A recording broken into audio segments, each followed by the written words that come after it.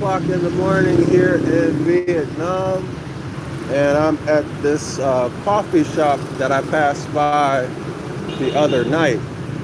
So I decided to come back here and check it out. I tend to get up very early in the morning. Uh, I'm like a night owl and an early morning person, so I don't sleep that much. I really don't need sleep unless I'm writing books. And when I'm writing books, I don't sleep that often. So go figure, y'all. Hey, good morning. So when I'm writing books, I don't sleep that much. And, but it is what it is. Anyway, I'm a morning person. And you see, it's not so many people here. Not so many people here. This is a pretty big coffee shop. But at night, this place is very beautiful because they have like these lights on. You can check out the style of coffee shop. See, these waterfalls, I really like these waterfalls. They're very common in Vietnam when you go to a coffee shop. Nature is very respected and revered. So you see a lot of nature in traditional Vietnamese coffee shops. So this is a traditional Vietnamese coffee shop. So let's see if they speak English here. So you see the famous fish that Asian people have. Yo, bro. Black cafe? Okay. Yeah. So you see the famous. When I was a kid, we used to call these goldfish. They're coming over to me because they're conditioned to expect to be fed when they see people by the water. But look at that big white one right there. I don't know what that is. Some type of albino. Usually when you see an animal that's white, it has no melanin. Usually that's an animal whose habitat is in the deep sea where there's total blackness. So there's no sunlight penetrating. So they don't need the melanin to protect them from sun rays, etc., etc., etc. But anyway, so you can see this example of nature in Vietnamese coffee shops. So this is what I really, really like about the traditional type of Vietnamese coffee shop. And people come here in groups. I very rarely see a Vietnamese person come to a coffee shop alone. Usually they come in big groups, or if they're working with somebody, they're coming like that, you know. So they're coming like that. So anyway, this is the layout of the coffee shop. I think I'm gonna chill. I think I'm gonna post up. Where am I gonna post up? I'm gonna get into what I'm talking about. I'm gonna get into what I'm talking about today in a second. I just want y'all to see this coffee shop. This is not typical. I'm gonna show y'all a typical traditional Vietnamese coffee shop. Does not have do you speak English, man? A little? Can you tell me about the coffee shop? Are you shy? Hey, we're doing it's a YouTube live video. Somebody speak English? You can tell me about the coffee shop. English speaker? No? Nothing? All right. All right, do you speak English? English? Yeah? I'm doing a YouTube video.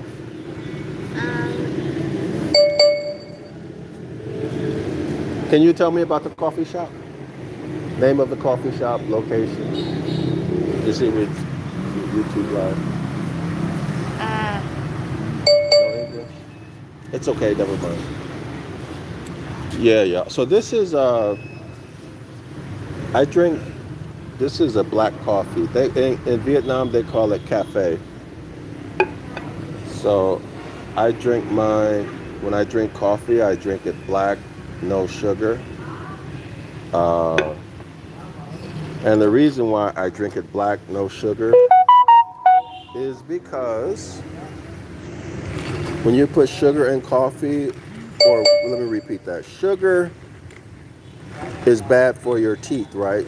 Processed sugar is bad for your oral health, and so is milk, because milk will break down into sugar. Thanks, man. Oh, this is the, remember I was telling y'all about, well, I've told several people rather. So this is free tea. And to be honest with you, I would pay for the tea before I would pay for the coffee. That's how good Vietnamese iced tea tastes. It's like a fresh, I can't describe the taste, but it's some type of very, very fresh tasting tea that's really amazing. And I would pay for this before I would pay for the coffee. But I buy the coffee so I can come and sit in the coffee shop. But anyway, it's nice here, y'all. When I was younger, I used to chill in the coffee shop for hours, like when I was a student. As soon as I left class, I go to the coffee shop, I do my studying. And then, of course, all my friends were hanging out in the coffee shop. Coffee shop was like where I spent most of my time, you know. But anyway, it is what it is. Islam to all of the Moors.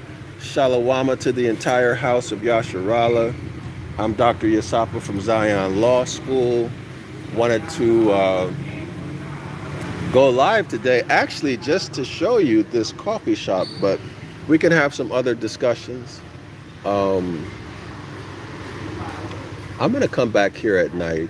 I really like this. Y'all should see it at night. It's really beautiful, the way they have the lights. But I'm not really one for a whole bunch of lights. You know, after a while, that becomes too much stimulation for me. I can only take it for about 30 minutes or an hour.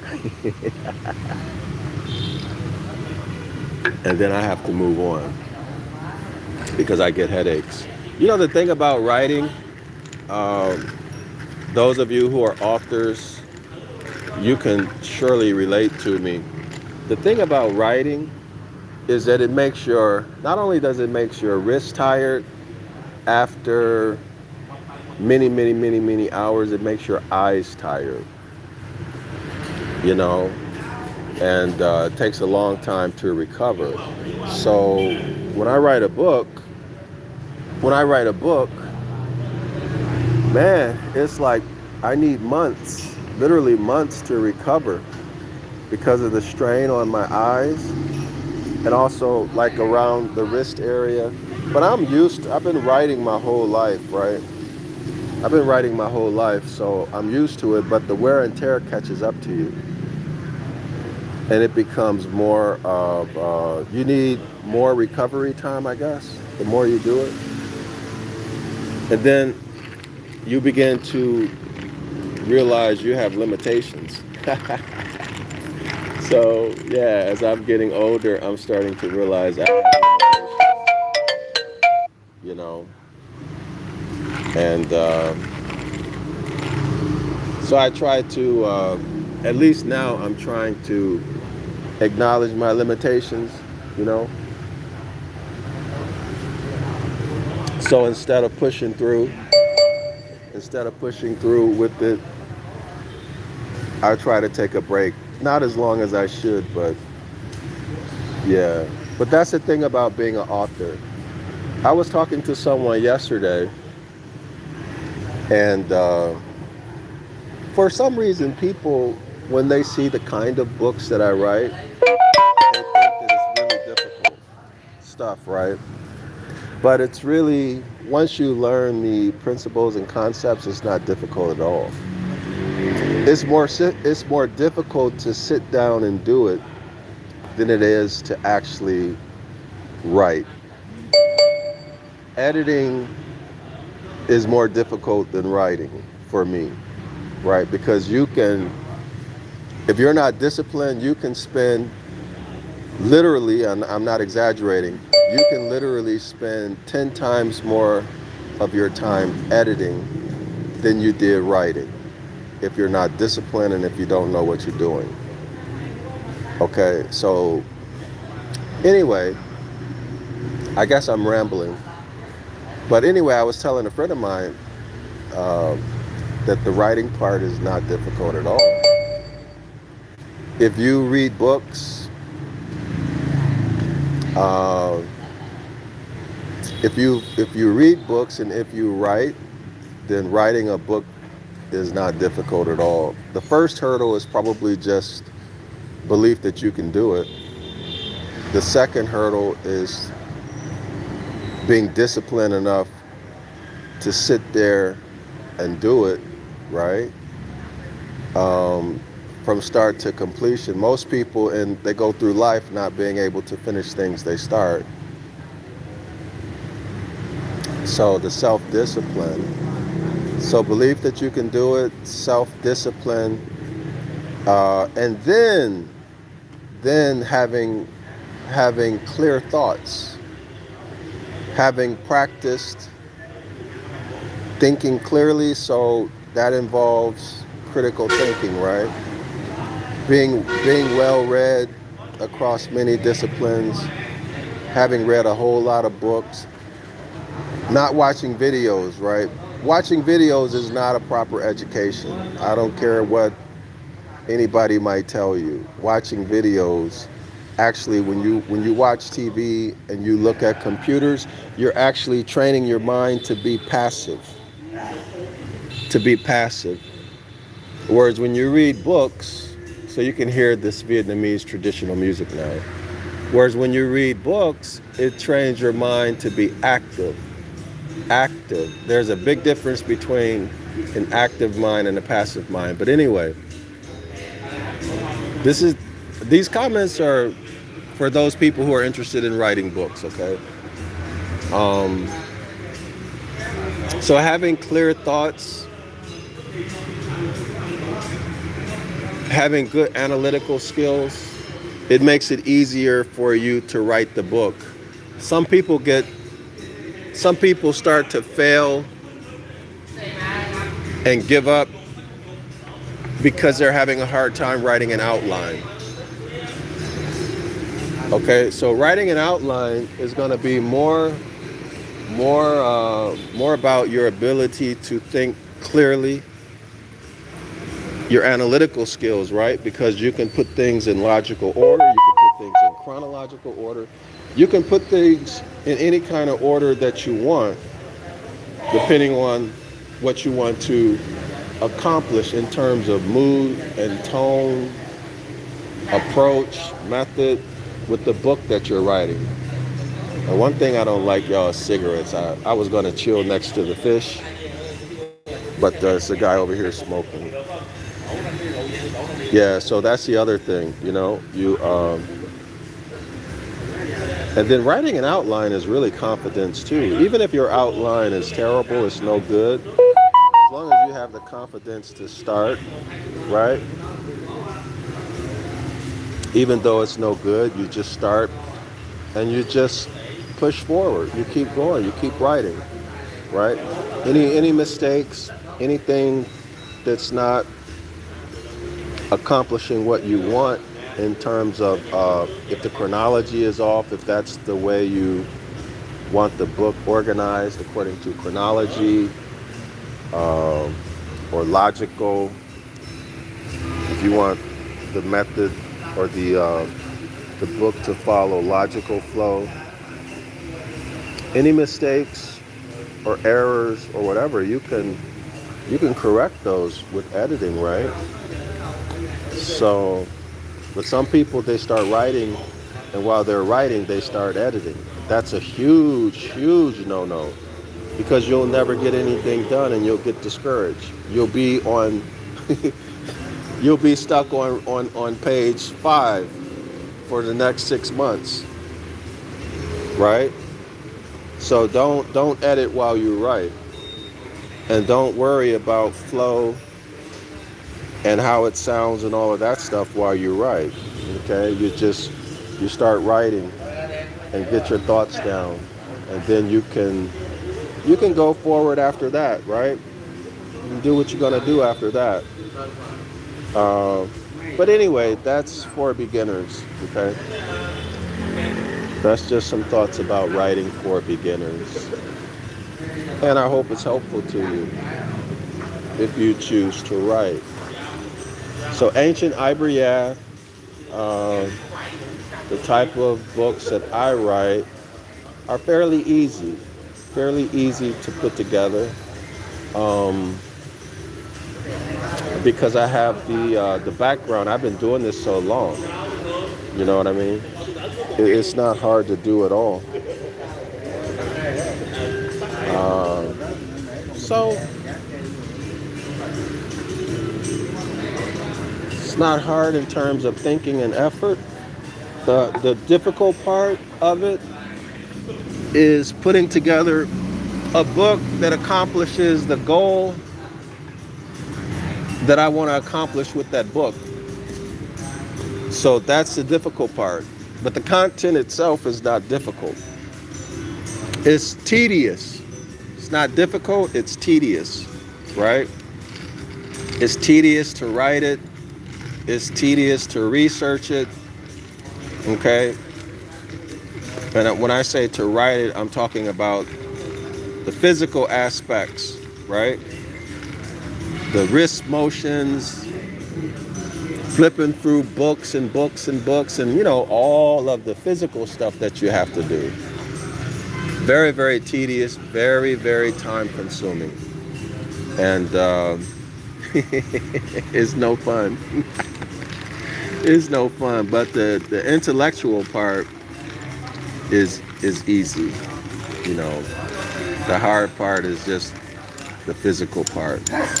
And being able to sit there for days and days and days and days and days and days on end until it gets done. And the editing. I really don't like editing. But that's also why it's difficult, because I don't like it. This is for me not good this is not good Vietnamese music for me. But anyway, look at this tree, how it's twisted. Y'all see that? That reminds me of a verse in the Bible. I think it's in the Psalms. It's talking about but this is not an oak tree, right? But there's a verse. Actually, I go over this verse in the 101 Ancient Ibaryath course. You see how the bark is twisted? There's a verse in Psalms that talks about the twisting of the oak. I don't remember exactly what that verse is. It's something about the Most High or something, and it twists the oak. But some translations, they don't say that it twists the oak. They say something about a deer, if I remember correctly. But it's in the streaming 101 Ancient Ibaryath course. So y'all, if you haven't subscribed, go ahead and subscribe, and you can get that information. But check out how this tree is twisted, right? It looks twisted. Now y'all see at the top, it's not twisted. But you go down here, it's twisted. So how did that happen? That's a very interesting question. Why does it look twisted? But there's a Bible verse in Psalms that goes into this. And like I said, there are some versions who says that it twists the oak, something about the Most High twists the oak, and then the other one says something having to do with the deer giving birth or something. I don't remember right now. But this is very, very interesting. Very, very interesting. And this is how the tree looks, its branches. So it's twisted from the trunk, y'all see, twisted. And as it goes up, it's not twisted. And then that's the foliage at the top. I have no idea what kind of tree this is. All right. But anyway, it is what it is. I think that's very interesting. So at night, this place is jam-packed, y'all.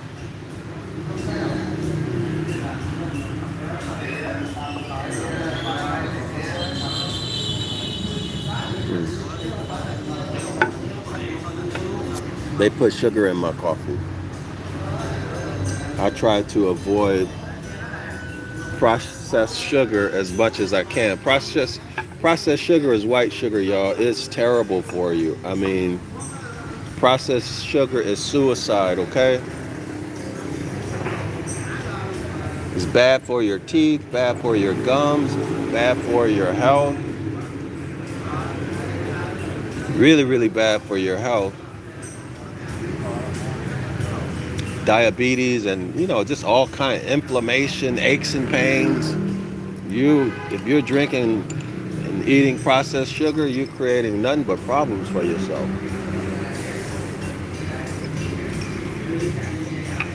This tea is so good, and it's free. This is free. This is the one that I was talking about. Some coffee shops will give you a tall glass. And it tastes so good, you can't believe that it's free. So people, so when you're overseas, if you travel overseas a lot, one of the things you'll know is that if you go to a bar or a resto bar, so overseas is different than in the U.S. They have a lot of places like Fridays. They call them resto bars. Okay, so you go to a Fridays type of situation. It may not look like Fridays, but they're selling food and alcohol. And if you're not paying attention, well, 9 times out of 10, what's going to happen is that they're going to add drinks onto your bill that you didn't order. They'll add food on your bill that you didn't order. And then they're going to do that because they monitor how much you're drinking. So the more you're drinking, the more they know you're not paying attention, right? So when you're a foreigner and you go into, let's say if you're in Thailand, Vietnam, Philippines, I don't know about Laos, I haven't been to Laos, but you go Southeast Asia, right? You go to a bar, especially if you're not experienced traveling, you go into one of these resto bars, a whole slew of women are gonna come sit at your table, right? In most cases, beautiful women, all right? And they're gonna give you all of this attention. You might have 5, 7, 10 women, depending on how many people are there, come run to your table. And if you don't know what's happening, when they sit at your table, you have to order them drinks. So you might be out of $150, $200, and you don't even know what happened, right? So you have to be really, really careful when you go to foreign countries. You have to be very cautious and careful. That's why I don't go to those kind of places, because you have nothing but problems. But anyway, I forgot how I got on. Oh, okay, yeah. So anyway, so if you know that situation about going out in the nightlife in Southeast Asia, when you come into a coffee shop and they give you something free, like a tall glass of tea like this, your mind will say, well, wait a minute, I didn't order that because you had those negative experiences when you went out drinking with your buddies during your nightlife stuff, right?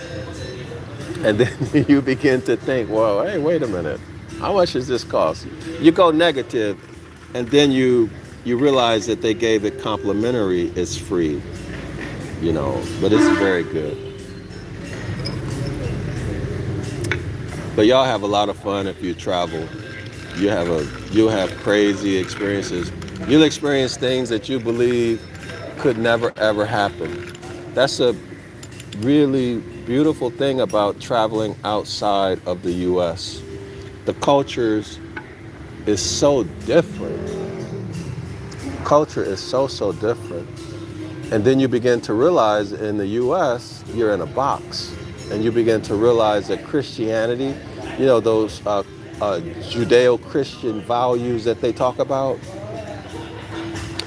is limited really to the U.S. Even when you go to Europe, even though like a country, let's say like Poland, it's a Catholic country, but they're not extreme. You'll find that in the U.S. things are extreme with this religious value stuff, okay? They're such hypocrites. You go to a country like Poland, Germany, any place in Central and Eastern Europe where the religion is Catholic or something like that, right? Some type of Christianity, mainly Catholic. You'll see that it's not extreme like in the U.S., like these conservative Christians and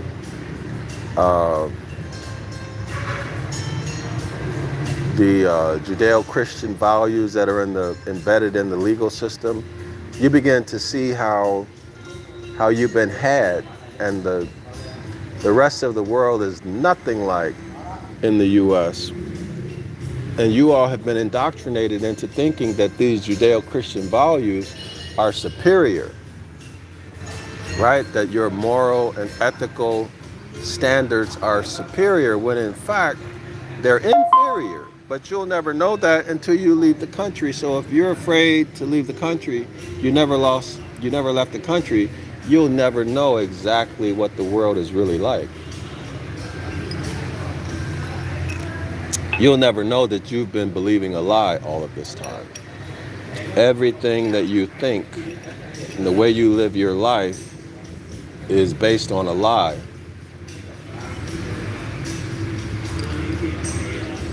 Y'all hear me? The only way to know that is to travel. I've had the privilege of living and traveling all throughout Central and Eastern Europe and Southeast Asia. I've been to some countries in the Americas, South America, of course, Canada, Mexico, Peru. So I know what I'm talking about, y'all.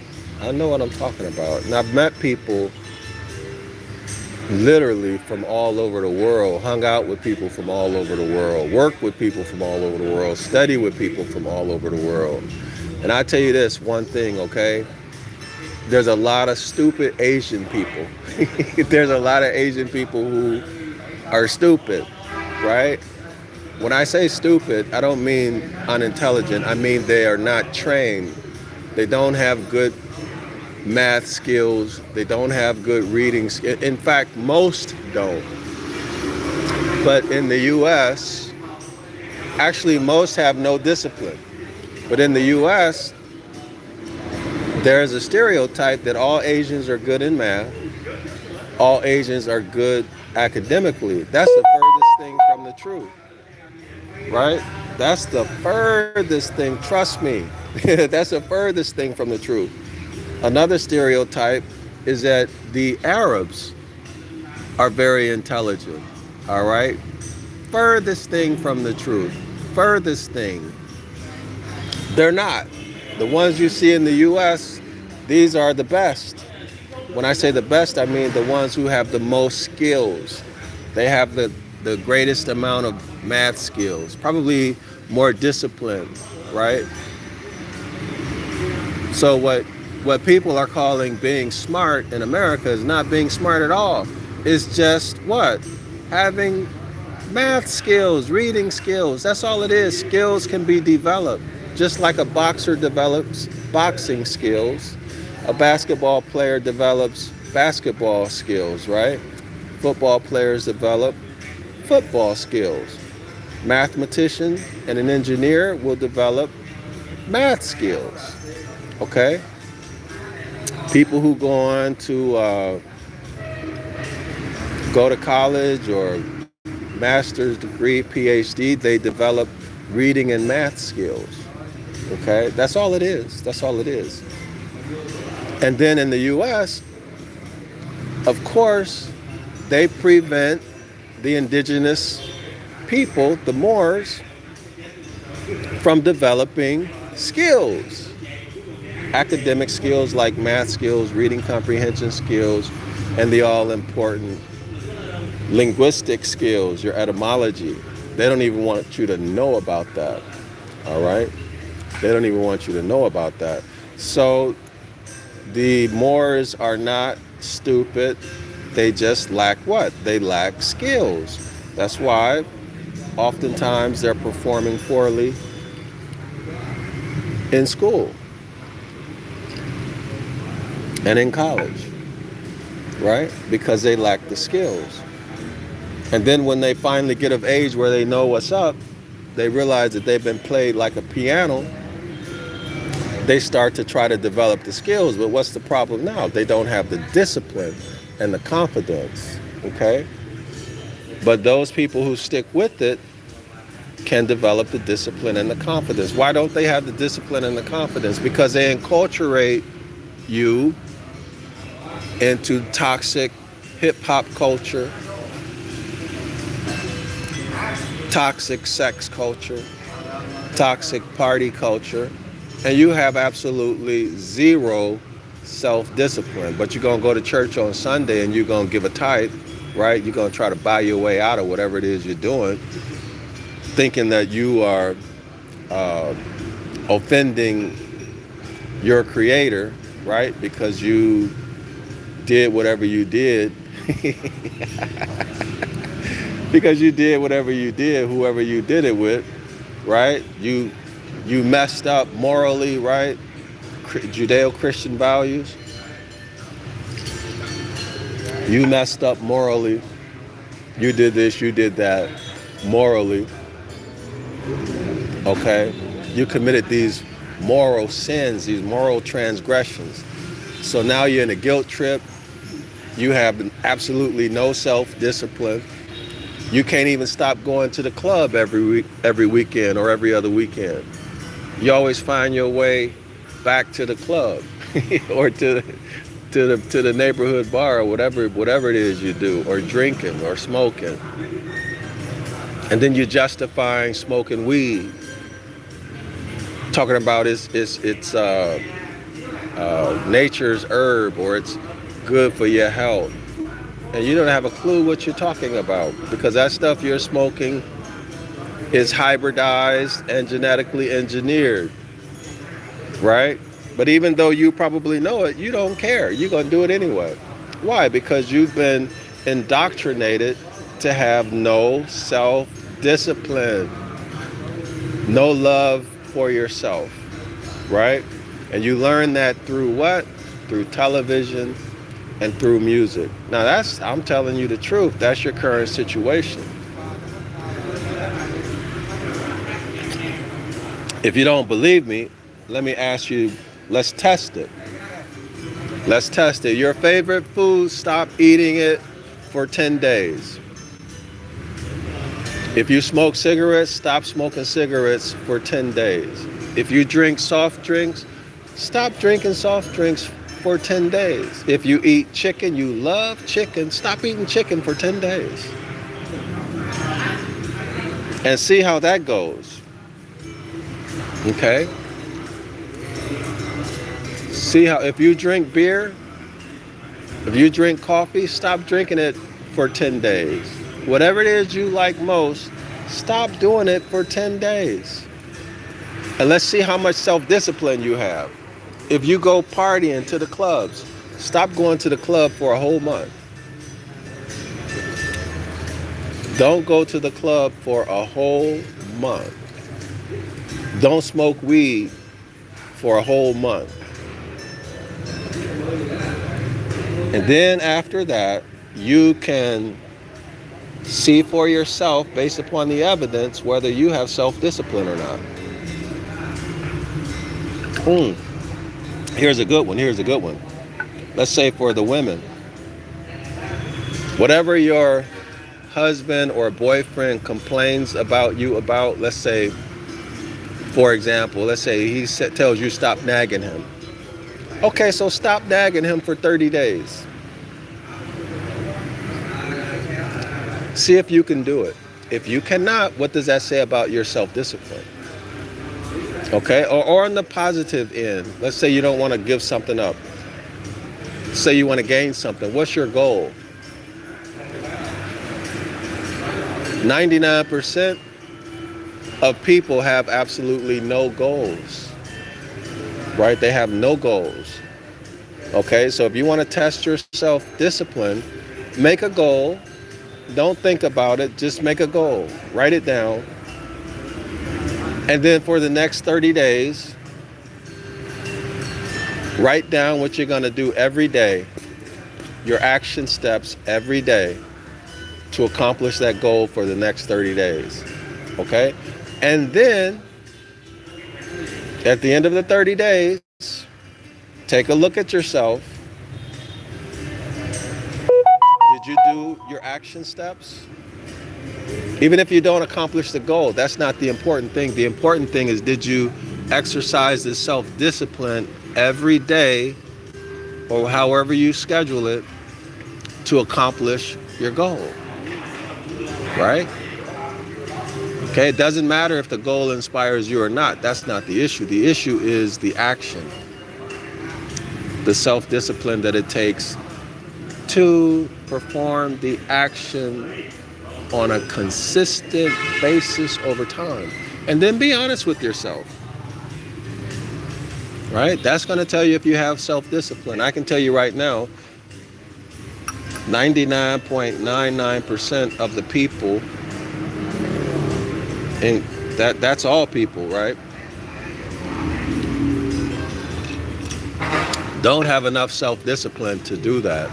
So if you are an ascendant of the house of Yasharala, or if you are a Moor, these are the indigenous people, right?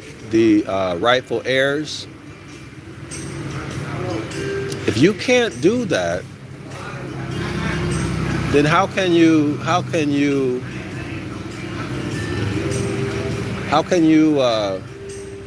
justify being elite? You're elite by nature, but your performance is inferior. Your lifestyle is inferior. Y'all see what I'm getting at? So you have to live up. You have to live up to why you're here. You have to live up to it. In other words, you have to increase your standards. You have to be above excellent. You have to get to the level of being outstanding in everything you do. Not through effort, but through what? Through habit. Through habit. You've developed habits that cause you to perform at an outstanding level with no effort. With no effort. That comes through what? Practice. Right? Skill set development and practice. Right? So you're supposed to be performing at a Shaq level, a Jordan level, right? A Kareem Abdul-Jabbar level, Wilt Chamberlain level.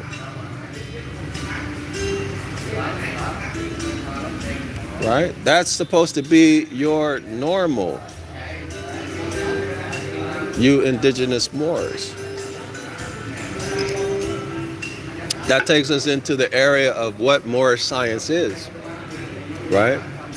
What Moorish science is, what natural law is. The Most High's commandments are at their essence natural law. Right? Right, y'all? This is why we see what? We see what? That the rightful heir must be competent to inherit. Right? If you're not competent, you need somebody to help you and take care of you, right? So you remain in the ward state. And how do you rationalize people who argue about being black? Okay? They argue that they're black. And they know the meaning of black in law. They know the meaning of color in law, right? But they still hold on to that. How do you rationalize that? What's wrong with that person, right? They're incompetent. They're a fool.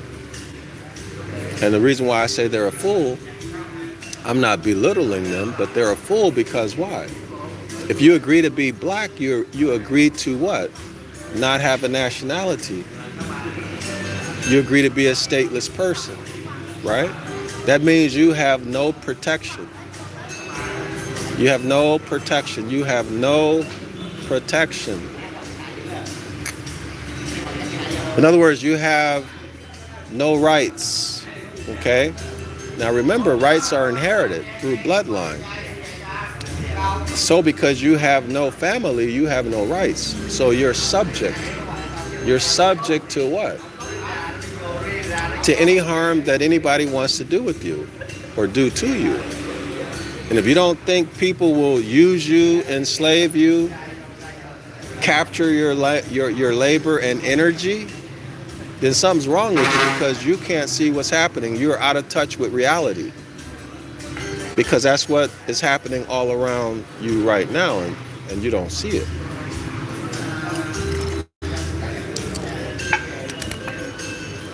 So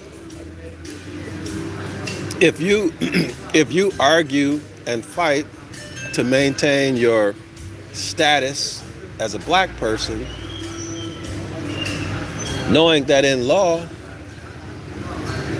it makes you chattel, an animal, a stateless person, that anybody can do anything to you and there's nothing you can do about it but take it, and you have no recourse, well then something's wrong with you, right? You're stupid, you're an idiot, because you made that choice yourself. You could have made the choice to what? You could have made the choice if you're in North America, you could have made the choice to do what? Return to the Most High by following his instructions. Those instructions are at their essence natural law, right? You honor your mothers and your fathers. That means what? That means you're what? That means you have a nationality, right?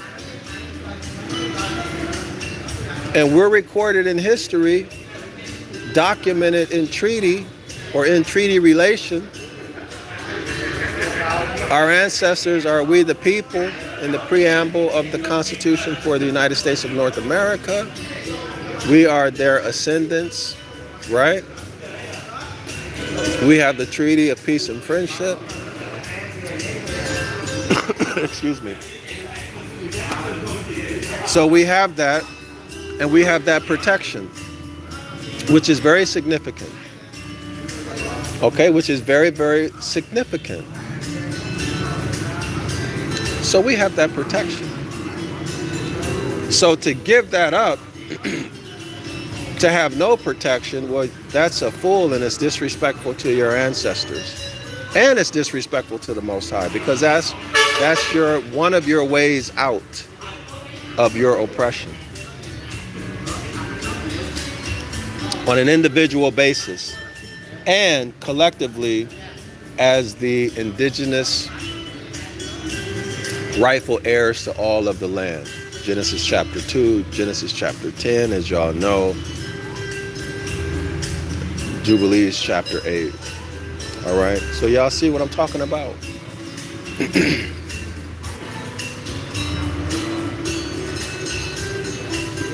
Yeah. But anyway, there's a lot of people, y'all, who know this story, but they promote the whole black thing and Pan-African thing. And it's really up to you to decide whether you want to continue living like you're living, listening to pep talks, feel-good talks, stuck in religion, can't get out, or whether or not you're going to do things for yourself and become what? Remember what we were talking about, more science, right? More science has all to do with mastery of nature and mastery of self, right? When you look at Moorish architecture, what do you see? When you look at these Catholic cathedrals, you know the history, they were at one time not cathedrals, but these were actually they were used as universities, okay? But that's not what I'm getting at. When you look at the design of them, how did they design them? You think they just threw that stuff together? No, they mastered mathematics, they mastered engineering, right? They mastered architecture, they mastered cosmology, they mastered a lot of science. They had to master linguistics, right? So that they could create the plans and make the plans legible and intelligible so people could read them and follow them. So they had to master all of the sciences. This is what more science is. More science is a mastery of nature. So for example, cosmology. The ability to look up into the night sky and see patterns, right? Pattern recognition. This is what they're calling constellations, right? Pattern recognition. So each of the constellations represent what? Nothing but patterns. Nothing but patterns. Being able to look up there and recognize patterns that you see over and over and over and over again. And then from that, you can do what? You can make a calendar. And when that whole cycle repeats itself, you know that you've come what? You can call that 1 year or 1 year cycle. Okay, just based upon the constellations that you see in the sky. But that's a skill. Pattern recognition is a skill. You got to have the patience and the discipline to sit there and look at it every night. Right, y'all? This is more science. And then being able to use mathematics and geometry, algebra and geometry, to be able to do what? Create structures, megalithic structures, or any kind of structures on the earth that line up with the stars in the heavens. Y'all see that? It's more science. That's all more science is. All right? It is mastery of nature, and you are nature. If you're created from the soil, you are nature. So you have your physical body, right? Your physical body, you have 6 senses, okay? You have your eyes and your ears, your nose and your mouth, and then you can touch and smell. Okay, so those are senses. Those are physical senses, right?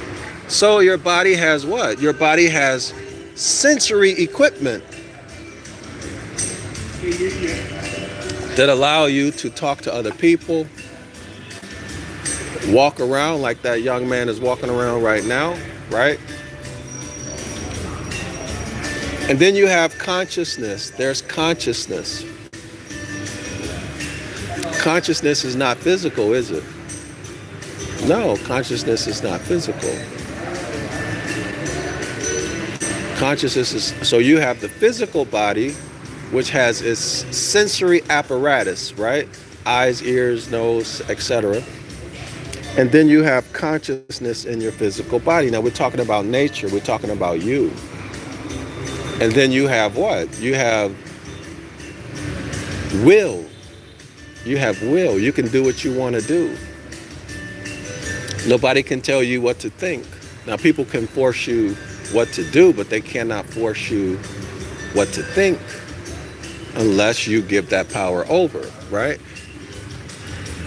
And your power of thought produces behavior. Okay? So the Most High gave you complete control over the most powerful thing in the universe, in your avatar body, right? which is the power to do what? Control your own thoughts, think your own thoughts, right? Control your own emotions. Control your own emotions. This creates your reality. I don't know if y'all know that, but that's what creates your whole reality. But anyway, it is through consciousness. It is through consciousness that you do what?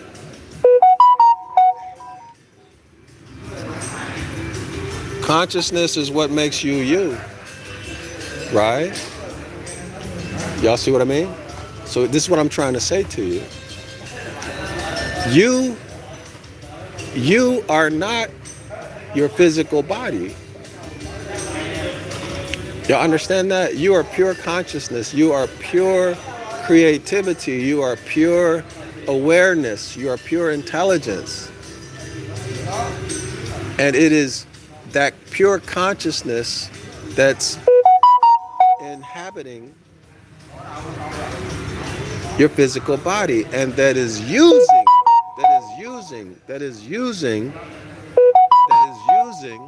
your sensory apparatus to navigate. So there's two types of navigation. They're like the gentleman here, he's navigating, right? He's walking. Well, actually there's a physical act of navigation, right?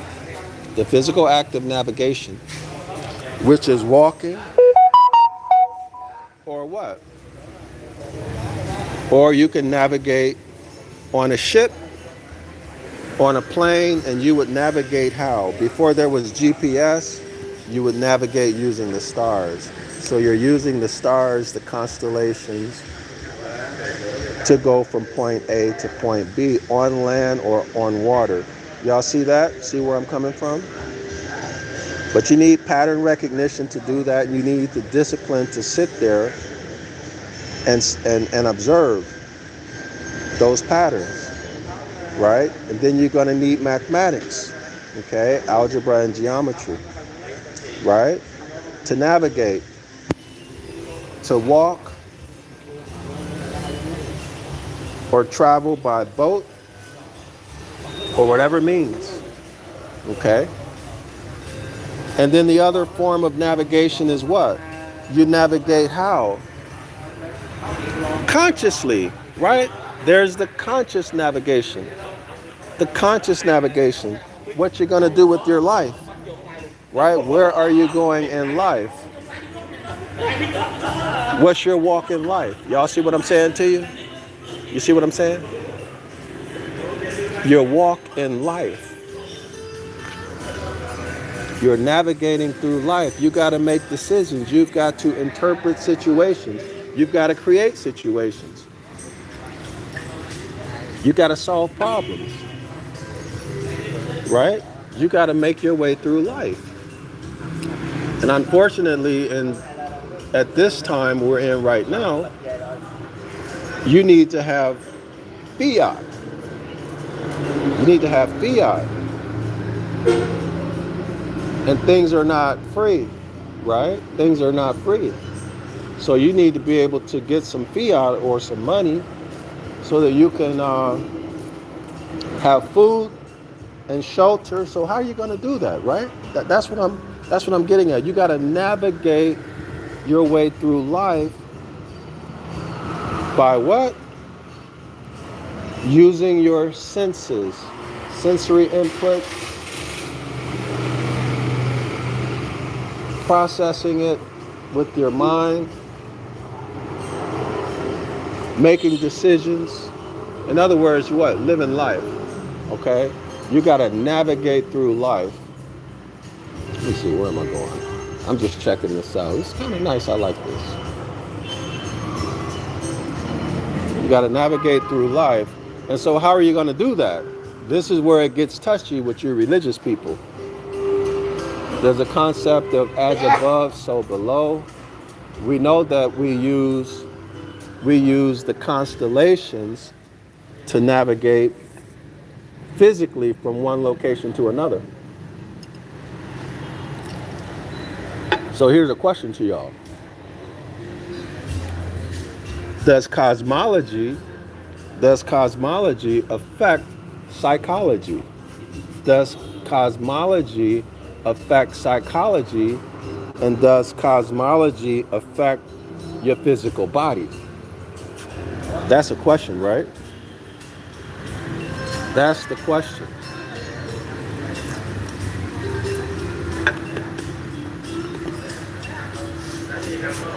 Do the planets and the stars affect your physical body? And do they affect your psychology, your intelligence, your mood, etc.? All right? That's the question. Y'all should research that. You should really research that. I can tell you this. The moon, according to science these days, the moon affects the oceans, right? The moon affects the oceans, the tide. The moon also affects what? Biorhythms. The moon also affects biorhythms. The moon also affects biorhythms, and it affects women's menstruation. Did y'all know that? It also affects women's menstruations. It affects your sleeping habits and other biorhythms. Okay? So what other effects can the stars have on your physical body and your psychology? Let me say this to you. I'm not talking about newspaper zodiac. That's not what I'm saying to you. That's not what I'm saying to you at all. I'm talking about energetics. For example, let's put this in terms that even a child can understand. When I was a little boy, I played with magnets. I was 5, 6 years old. I played with magnets, right? I would get some nails in the basement and some big magnets, right? And I would put the magnet close to the nail, and then the nail would be pulled to the magnet. So how is it that the nail was pulled to the magnet and there was nothing there between the nail and the magnet, right? Y'all see that? Well, there is something there. It's just that your sensory apparatus cannot detect it. It is there, but your sensory apparatus cannot detect it. That does not mean it's not there. It only means that you cannot perceive it. Everybody see that? So nobody will deny that magnets will attract or pull iron, right? That's just a fact. Okay, so that's an example of energetics having a physical effect between two objects. Everybody see that? So in physics, there are strong forces and weak forces, right? There are other principles that govern the universe. Stars and planets, do they have energetic effects like magnets? Okay.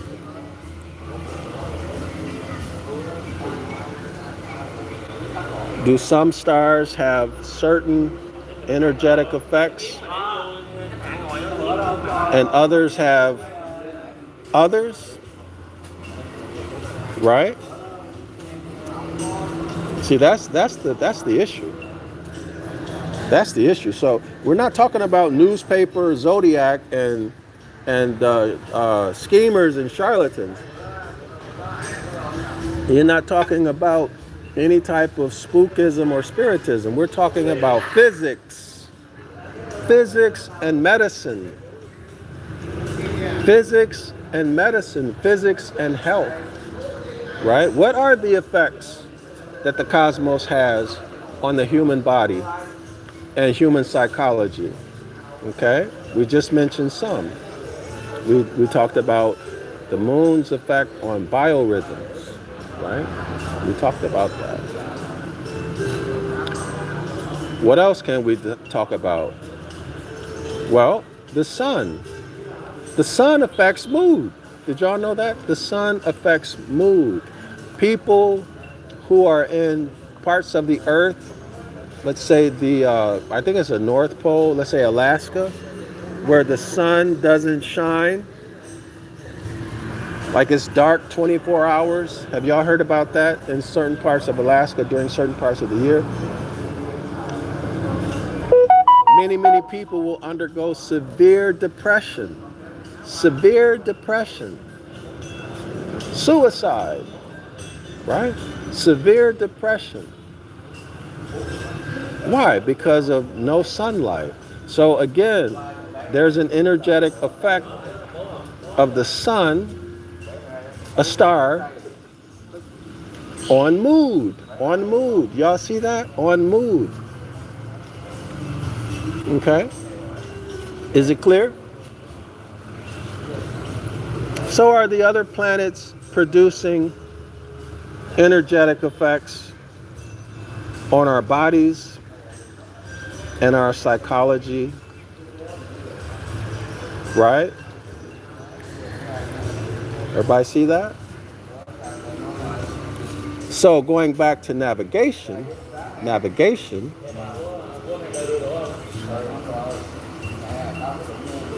do the stars or knowledge of the stars and their energetic effects or others that, that we can't even, that we're not aware of, are they having an effect, right? And is there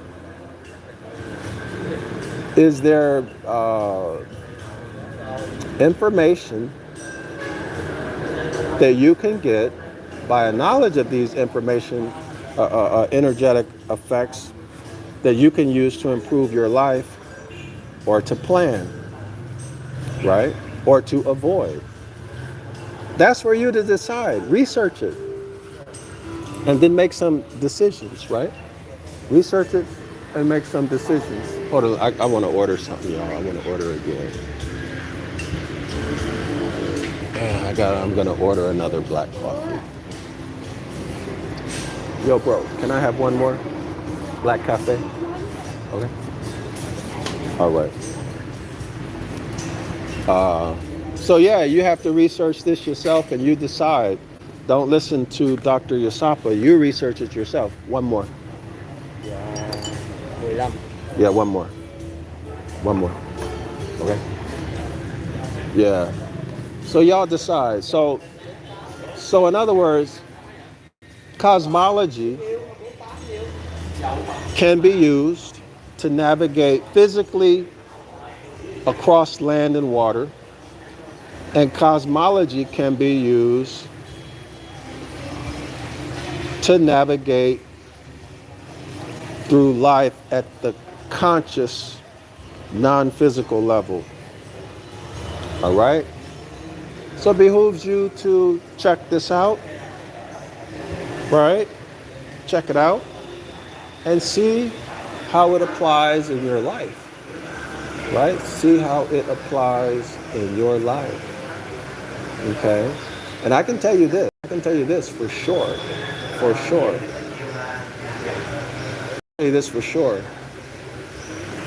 You are in the driver's seat if you take the approach back to nature.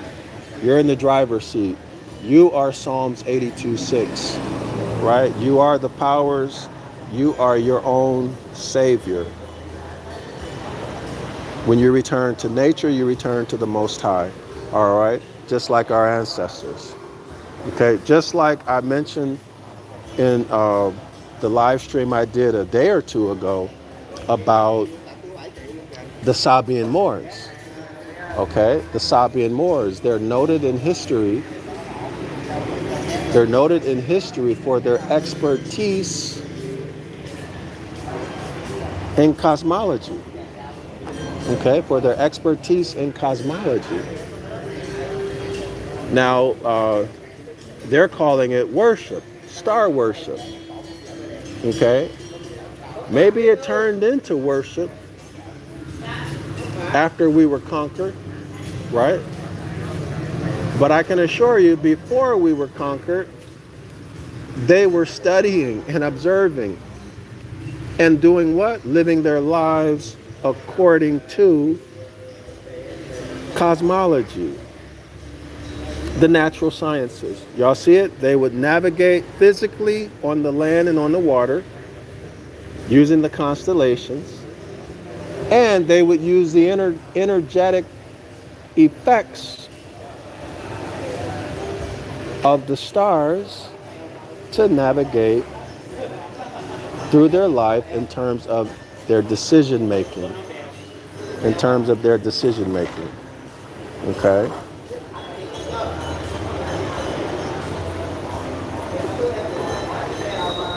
Which one? Wait. Huh? Which one?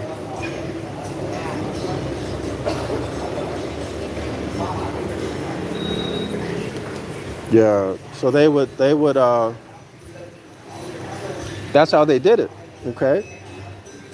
All right. They used the energetic effects of the stars in their decision making.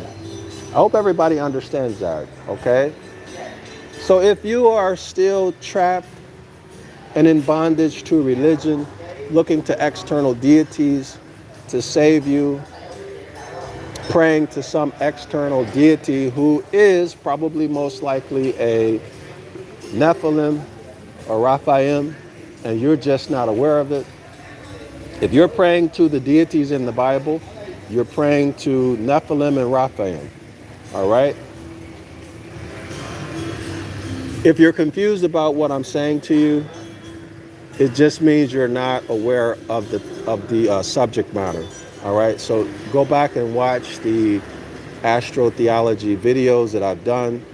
I've done 81 or 82 astrotheology videos on the Devil's Pulpit, where I read every sentence of every paragraph of every page in the Devil's Pulpit. The free PDF, the free link to the PDF is in the description area of this video. Y'all go back and watch all of that. I explained everything because it needs to be explained. I gave a little bit of commentary where I thought was appropriate from my own experience in my life. And you can get a good education if you exercise self-discipline and go through everything. All right? If you do that, you'll help yourself tremendously. You'll begin to understand what I'm talking about. In this case, I'm talking about the Nephilim and the Raphaim. Okay? So you've got to develop competency. It's going to take you time, energy, effort, and finance. All right? You got to be willing to invest in your own education. It's going to take money. It's going to take money. And y'all know most of our people, they don't want to spend any money on education. All right? But you're going to have to do it. Remember, you have to perform at the level of outstanding. But you got to get there, right? That's a process. That's a life.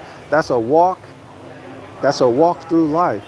Okay, that's a walk through life. To get to the point where your normal is outstanding. But that content is there, and I've done 20 videos on debriefing where I started back from page 1 of the same book, and I present the topic. In a discussion. Sometimes people call in, and we go through it. It's got to be 200. I guess 200 hours or more. Maybe 250. I don't know. Total hours of free astrotheology content. And the Devil's Pulpit by Reverend Robert Taylor is the foremost authority on the topic. So that's provided for you for free. I provided that. I'm Dr. Yasapa from Zion Law School. All of that is provided for you for free.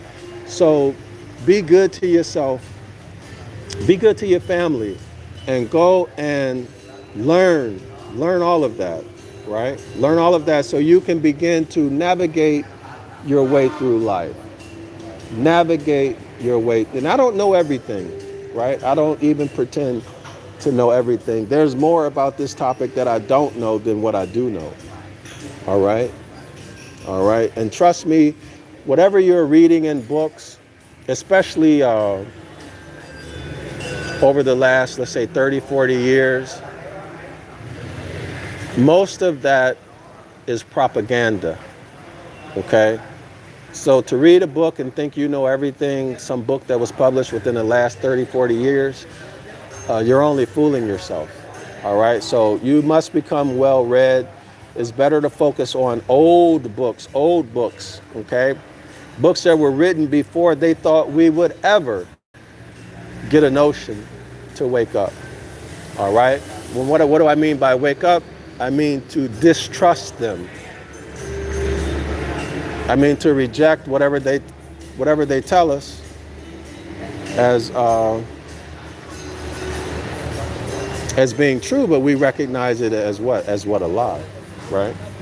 Or y'all know something that's 50% true is a lie, right? So it's better to go back as far back as you can, right? When they thought that we would never wake up. They thought we'd never be in a condition to find out that we've been lied to, okay? The Devil's Pulpit, those sermons were given in the early 1800s, right? But anyway, the point I'm trying to make is this. You have two options. You can continue navigating your life through religion, and you'll keep getting the same results that you've always gotten. So if you're 50, 60, 70 years old, and you're living your life according to religion, and you think something is going to change, well, then how rational are you? How intelligent is that, right? How intelligent is that? You're going to keep getting the results that you've always been getting. And if that is not what you want, consider returning to the Most High. Consider returning to nature. You're not worshiping nature. You're not worshiping anything, right? When you return to nature, you do what? You respect your ancestors. You respect yourself, and you respect natural law and the creator of natural law. And you live your life according to natural law, right? That's what I'm talking about, all right? So the point I'm trying to make, and this is a significant point, before there ever was a religion, before Jeremiah chapter 8, verse 8, what did people do? They navigated themselves through life by the stars, both physically and consciously. So return to that. Return to that. Okay? Return to that. And in that way, you'll be following the Most High's instructions. I'm Dr. Yasapa from Zion Law School. Islam to all the Moors. I, self, law, am master. I am consciousness. I am all consciousness. I am all awareness. I am all intelligence. I am everything that is majestic, creative, powerful, honorable. Y'all follow me? This is the I. This is the I. I, self, law, am master. Self. What is the self? What is the self? Self is you, the self-image that you have of yourself that has been what? That has been influenced by your environment and the people in your environment. This would be your parents, people in your neighborhood, authority figures who affect how you see yourself. And of course you, what? Through your self-talk, that inner voice, the self-talk. Okay, I, self, right? So the self is concerned with what? The self is concerned with food, shelter, clothing, etc., right? The I is all consciousness, all intelligence, all awareness that does not exist in your physical body. The I is the user of the sensory apparatus, which we call a physical body. The self is that is concerned about the maintenance and well-being of the physical body. Food, shelter, clothing, good friends, so on and so forth. I, self, law, what law? What law? What law? Natural law. Cosmology, physics, biology, chemistry, aerodynamics, architecture, linguistics, right? Law itself, right? The law itself, common law, etc., estate law, equity, I, self, law, all natural law that governs the universe, okay? I, self, law, am. I am. What I am, whatever I say I am. You are the great I am. You are the great I am. I am wealthy. Some of you are in the religious paradigm where you're saying I am but a worm. You're saying I am worthless. I am in need of a savior. Y'all see that? And so what do you produce? You produce the behavior and the lifestyle. The behavior and the lifestyle of a loser.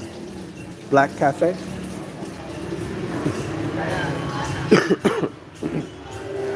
Y'all follow me?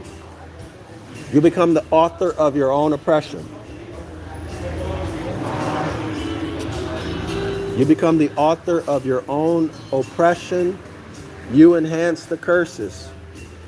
You enhance the punishments. Okay? You are doing it. Because you refuse to return to the Most High by acknowledging who you are. Who you are.